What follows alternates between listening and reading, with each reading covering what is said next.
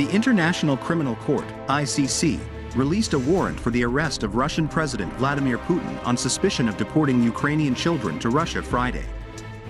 The ICC also issued an arrest warrant for the Russian president's Commissioner of Children's Rights, Maria Lvova-Belova, on similar charges. Presidents Vladimir Putin and Maria Lvova-Belova both bear individual criminal responsibility. The two are thought to have facilitated the forced transfer of children from Russian-occupied Ukraine to Russia since the start of the invasion of Ukraine in February 2022. There are reasonable reasons to believe that each suspect bears responsibility for the war crime of deportation of the unlawful population and the illegal transfer of the population from the occupied territories of Ukraine to the Russian Federation, with prejudice against Ukrainian children, the ICC statement said in a release. On its website, Friday, quoted from the Moscow Times. The Ukrainian government believes that 16,221 Ukrainian children were deported to Russia as of February 2023. The ICC's announcement comes one day after a UN investigation established the question of the forced transfer and deportation of Ukrainian children to areas under Russian control. This act is considered a war crime. Russia is not a member of the ICC, so it is not clear how the ICC plans to enforce the warrant.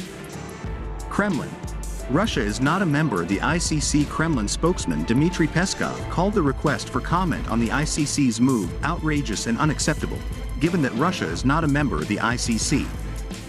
Russia, like a number of other countries, does not recognize the jurisdiction of this court, and from a legal point of view, the decision of this court is null and void, Dmitry Peskov told reporters on Friday. Meanwhile, Maria Lvova-Belova said she plans to keep doing her job, no matter what sanctions are imposed. First of all, the international community appreciates the work to help children in our country, that we don't leave them in war zones, said Maria. There are sanctions from all countries, even Japan, against me. Now there is an arrest warrant. I wonder what will happen next. We keep working. While 123 countries have signed the Rome Statute, 41 have not, including China, India, Saudi Arabia and Turkey, quoted from RT. As well as Russia, Israel, Sudan and the US have also withdrawn his signature. The US Congress even passed an act in 2002 which prohibited any cooperation with the ICC. The ICC is the final tribunal for crimes that states cannot or will not prosecute. For example, war crimes and crimes against humanity. ICC prosecutor Karim Khan launched an investigation into alleged war crimes and crimes against humanity in Ukraine just days after the Russian invasion, according to the Moscow Times. The arrest warrant against Vladimir Putin marks the second time in history that the ICC has indicted a head of state, such as Sudanese leader Omar al-Bashir in 2009. Russia denies accusations of war crimes by its troops. Experts say it is unlikely to hand over the suspect. There are sanctions from all countries, even Japan, against me. Now there is an arrest warrant. I wonder what will happen next. We keep working. While 123 countries have signed the Rome Statute, 41 have not, including China, India, Saudi Arabia and Turkey, quoted from RT. As well as Russia, Israel, Sudan and the US have also withdrawn his signature. The US Congress even passed an act in 2002 which prohibited any cooperation with the ICC. The ICC is the final tribunal for crimes that states cannot or will not prosecute. For example, war crimes and crimes against humanity.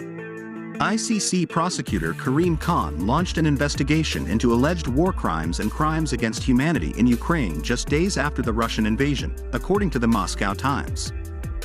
The arrest warrant against Vladimir Putin marks the second time in history that the ICC has indicted a head of state, such as Sudanese leader Omar al-Bashir in 2009. UN and Turkey ask Russia to extend Black Sea seed export agreement to 120 days. The United Nations, UN, backed Turkey's call for an extension of the Black Sea grain export agreement to 120 days. The agreement was made between Russia and Ukraine to guarantee security for Ukraine to export agricultural products from 3 ports. Previously, it was reported that the agreement would expire on March 18, 2023. Russia agreed to an extension of the agreement, but only for 60 days. Regarding this, the Ukrainian side protested because the extension time was shorter than the previous extension, which was 120 days in November 2022, quoted from Channel News Asia. The United Nations and Turkey, who are intermediaries, support each other so that it is extended to 120 days. For us, the text of the agreement is clear and calls for a 120-day extension, UN spokesman Stefan Dujarric told Reuters when asked about Turkey's remarks. Turkey said on Wednesday it would continue talks to extend the deal by 120 days instead of 60 days. Ukraine also said the agreement must be renewed for 120 days.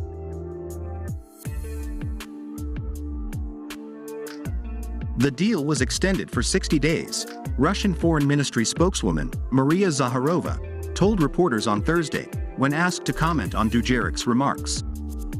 The differing interpretations of Russia and the United Nations on the duration of the deal may only indicate the UN's incompetence, he added. Dujarric later said discussions were ongoing. Russia extends Black Sea seed export agreement. The Black Sea grain export agreement, called the Black Sea Grain Initiative, aims to prevent a global food crisis by letting Ukraine export grain safely from 3 ports in Ukraine. The Russian side said the extension for 60 days was a measure to limit agricultural exports. Russia has no objections to another extension of the Black Sea Initiative after its second term ends on March 18, but only for 60 days, Russian Deputy Foreign Minister Sergei Vershinin said. Russia said the agreement would be used as a basis for taking steps to normalize Russian agricultural exports. Our next stance will be determined on the basis of real progress in the normalization of our agricultural exports, not in words, but in deeds, he added. The UN-brokered deal, also supported by Turkey in Istanbul, has allowed the export of 24 million metric tons of grain and more than 1,600 safe passage of ships through the Black Sea. Approximately 55% of food exports go to developing countries, quoted from the United Nations website. The press statement was issued following talks by Russia's high-level delegation with the United Nations.